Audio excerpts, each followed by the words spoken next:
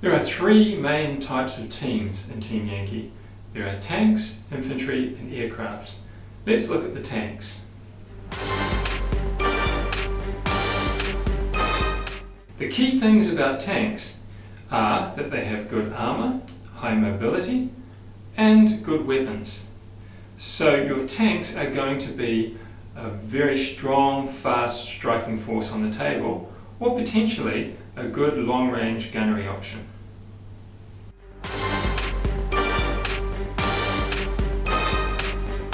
Now the infantry are supported by tanks of their own. Infantry fighting vehicles like these BMP-1s. They are also tanks. The major difference is they have a passenger stat which allows them to carry passengers. Other than that, they're tanks like any other. They move fast, they're usually fairly lightly armoured, and their guns may be a little suspect against a main battle tank, but they can shoot pretty well against anything else.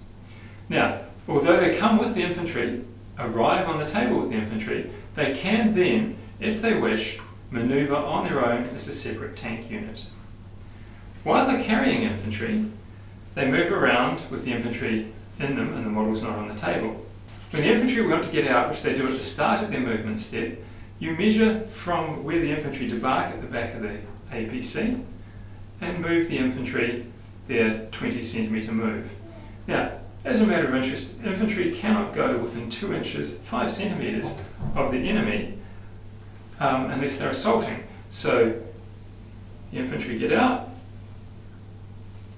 In this case, we'll have one from each APC, and they move from the back of the APC. So that's the essence of APCs. There is one last thing about infantry carriers, and that is if all the infantry are wiped out, or they fail a unit morale check, then the infantry will leave, and their personnel carriers will leave with them. On the other hand, if the personnel carriers are wiped out, the infantry will keep fighting.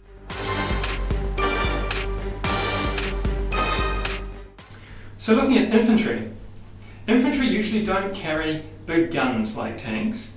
They're not particularly fast, but what they are is they're robust. Infantry have a 3+ save against anything, and then they can dig in, which requires a firepower check to dig them out, which makes them even more robust. So infantry are great for holding terrain. You can put infantry in a village, and it's going to be very hard for tanks to get them out. Of course, there's the other use for infantry. They're very good at assaulting and taking villages and woods and things like that are occupied by infantry.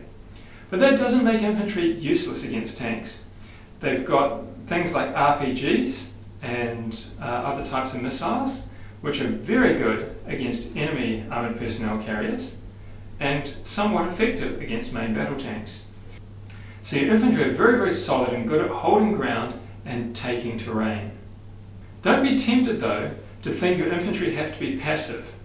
Infantry moving through terrain can make a big difference in the game. They can move up and take an objective off the enemy quite quickly and easily, all on their own.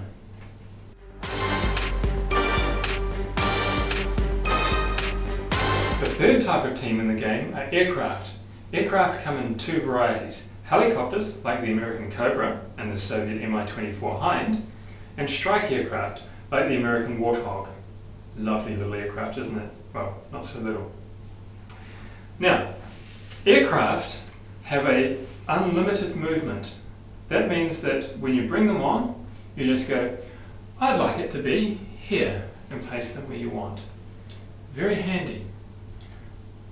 Light infantry, they don't have armour, they just have a save.